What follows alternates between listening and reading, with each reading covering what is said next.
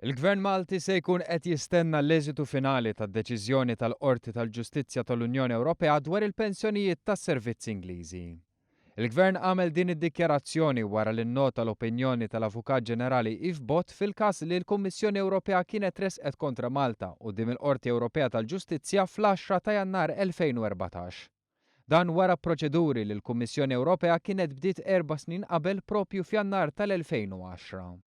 Eluf ta' Maltin li servew fis-servizzi Ingliżi ilhom snin jirreżistu qtuħ mill-pensjoni mill-Gvern.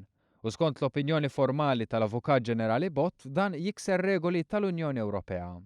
Issa jridu jkunu l-imħalfin tal-Qorti Ewropea li jikkonfermaw jew le din l-opinjoni f'sentenza li tkun definittiva u li jista' jkollha impatt finanzjarju għall-Kaxxa ta' Malta.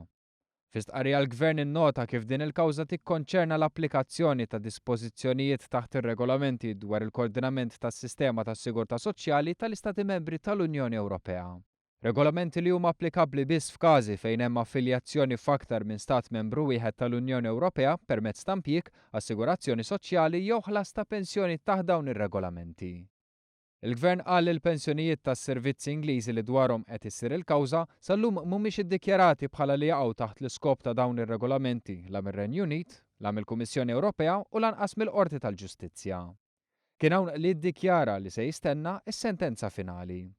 Intant il-Gvern fakkar ukoll li fl-1997 kien beda proċess li bih jiġkien l-ammont ta' pensjoni tas-servizz li jitnaqqas mill-pensjoni tas-sigurtà soċjali.